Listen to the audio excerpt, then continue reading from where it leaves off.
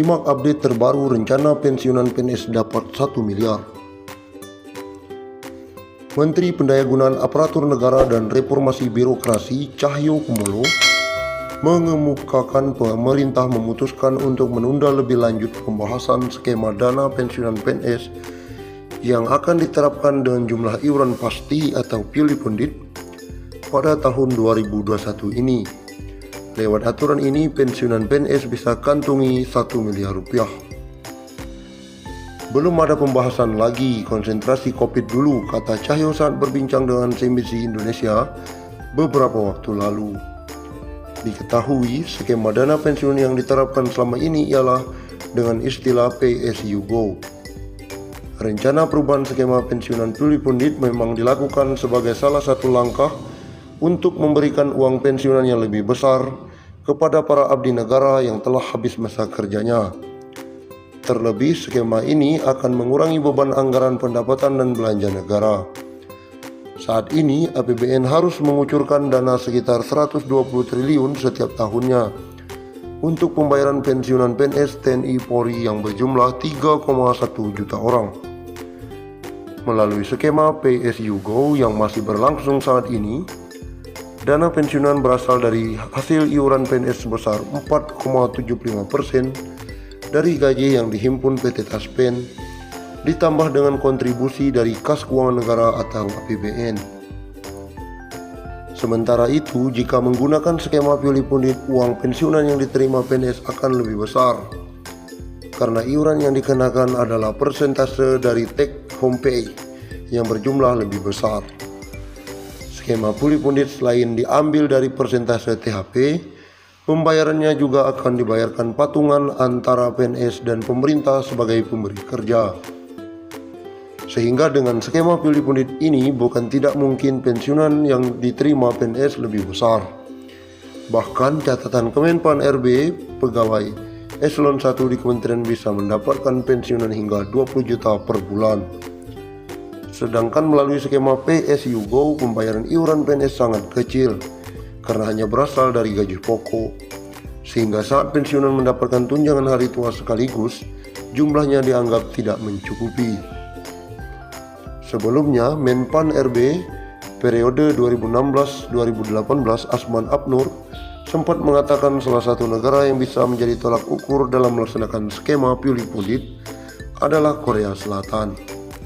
Menurut Asman, negara ginseng tersebut memberlakukan dana pensiunan sebesar 20% dari gaji pokok, di mana 10% dibayar pemberi kerja dan 10% dibayarkan oleh PNS. Skema ini dianggap lebih baik dalam memberikan dana pensiun. Sebagai contoh, uang pensiun yang diterima PNS Korea Selatan mencapai 4.000 US dollar per bulan, sementara pensiunan yang diterima 350 US dollar per bulan. Tapi catat, mereka bukan memotong gaji, tapi masing-masing pemberi kerja atau pemberi kerja membayar iuran.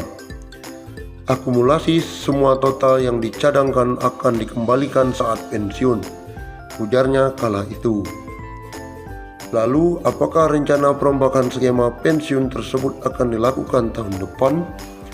Hingga saat ini belum ada keterangan secara lebih lanjut terkait dengan hal tersebut. Namun, tak menutup kemungkinan perubahan skema pensiunan dilakukan tahun depan. Apalagi, dengan skema yang digunakan saat ini akan menambah beban kas keuangan negara periode 5-10 tahun ke depan.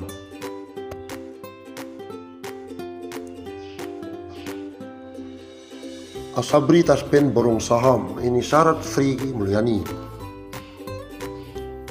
Kejahatan kasus korupsi yang mencapai 22,78 triliun pada perusahaan pengelolaan dana pensiunan, TNI Polri dan PNS Kementerian Pertahanan PT Asabri Persero membuat Menteri Sri Mulyani mengeluarkan aturan khusus investasi dana pensiun. Aturan yang dimaksud adalah Peraturan Menteri Keuangan Nomor 52/02/2021 tentang pengelolaan akumulasi iuran pensiunan PNS pejabat negara, prajurit TNI dan anggota Polri. Aturan ini mulai berlaku sejak aturan tersebut diundangkan, yakni sejak 31 Mei 2021. Direktur Jenderal Anggaran Kementerian Keuangan Isa Rahmawarta tak menampik aturan tersebut dikhususkan untuk Taspen dan Asabri. Itu maksudnya untuk Asabri dan Taspen, jelas Isa. Dari aturan yang dilihat, yang berubah dari aturan sebelumnya mengenai penempatan dana pensiun, yakni Taspen dan Asabri wajib untuk menempatkan bentuk investasinya dengan memperhatikan beberapa syarat tersebut.